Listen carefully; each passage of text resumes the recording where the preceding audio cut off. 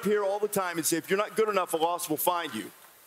They might be good enough to navigate that, though. Yeah, I think some people right now with this Rutgers-Nebraska game are starting to feel and kind of lean towards that team in New Jersey. And if you were a fight maker or a fight booker or something like that, a Greg Schiano-led team against a Matt Rule-led team is a good fight. That is a good fight. Yeah. That is what you want to see. And if you think about this Rutgers team, they run the ball 63%, to your point earlier on the highlight.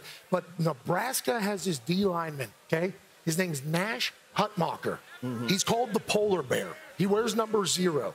He was 166-0 as a high school wrestler. I think we're in for a slobber knocker in this particular game. 7 feels like too many points in this particular one. This one's going down, I think, to the final seconds as a fist fight to the end. Yeah, it's going to be a fist fight because both teams got that blue-collar mentality. I love Greg Schiano, the way he builds his team from the inside out. Kyle Monangai has 589 yards rushing, but 363 of those yards are after contact. He has great contact balance. I think this is going to be a game that in the fourth quarter is going to come down to who's able to make a play late in the game.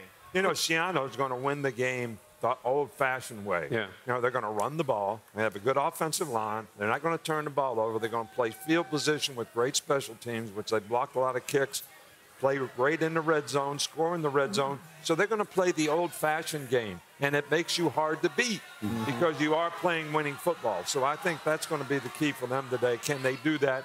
And then the other thing is it's supposed to be 45-mile-an-hour winds today in Nebraska.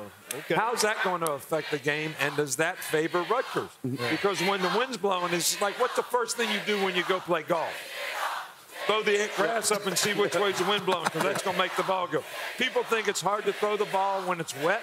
It's hard to throw the ball when it's windy, and that may affect Nebraska more than Rutgers. Well, you know, it depends on how Raiola can handle that. Raiola is, you know, he throws a good ball. He's big and powerful. Kyle Giannis is a quarterback that I think Nebraska is going to try to put the game on him, take away their ability. They haven't given Nebraska has not given up a rushing touchdown all year. So you talk about the wins. You guys talk about the physicality. And it's in Lincoln. I think that favors Nebraska personally. I think that their defense not being talked about a lot because it seems like everybody talks about Raiola. I think they'll be locked in today in Lincoln. Hey, Coach Saban, you brought up a good point. Now, I'm not a golfer, but I'm a punt return guy. The first thing you do when you line up for a punt return is you toss up some grass to see which way the wind is blowing. That's going to affect special teams. But one more thing that Rutgers has in their favor is that time of possession. They're number 1 in the conference. They hold the ball for 33 minutes per game. So they're going to play keep away from Nebraska, too. I got a coaching point for you on this win thing because I used to coach the punt returners. Okay, let's go, Coach. So we can talk about when I was at the Naval Academy, I'm telling the guys, take some grass, throw up, and see which way's the wind blowing. Exactly. Well, the Chesapeake Bay's right there. The punt returner looks at me and says, Coach, the ground is going to heat up faster than the water. The wind's blowing this way. We don't need to throw up any grass. I love that. That's when you got smart guys. That's something these people can figure out, guys. Hey, what are you saying? Take off that red top. They're talking to you, stupid Steve. Red tie. Red tie. The red tie. Take off that red tie. That's bad. This Terry didn't hook you up this week. I thought they were talking to Stanford Steve. Take off that red. Stanford Steve. I was here for basketball 15 years ago. Bob Knight comes out in a red shirt. They tell him to take it off. And he goes, no, and went and bought a red sweater to wear on top of the red shirt. That's what Steve's doing here. I think it's because of him. It's the red Stanford. Look at Stanford Steve, though. From time. They're out for us today, Coach. Hey, Steve, I think you have a little history with these guys over the years. Stand up. Steve, say hello to these people. Say hi, everybody.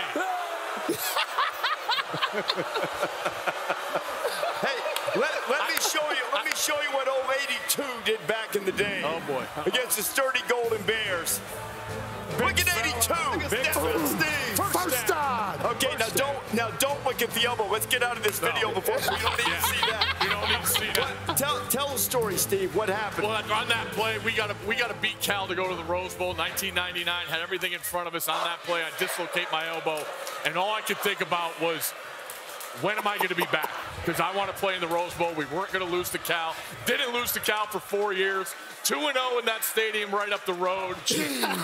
So undefeated, huh? I am biased, though, when it comes to the Cal fans, because whenever I played in that stadium, it was sold out. They do a great job. But I also wonder how many of these people are here because they didn't get into Stanford. Shots fired. Wow. Jeez. I got a question for you. If it was so great at Stanford, why did you have a girlfriend here at Cal? Good question, Coach. This show is off the chain right now. There is a saying, 9 out of 10 girls in California is beautiful. That 1 out of 10 goes to Stanford. Okay. Now it's card 99. The comments just made by Stanford Steve do not necessarily reflect the opinions and the evaluations of all of us here on the College GameDay set. We sincerely apologize to all of the lovely women who graced the farm at Stanford. And now we check in. Maybe Pete Thamel has an update on this. Good call. That was smart. What are you watching right now? What are you watching for?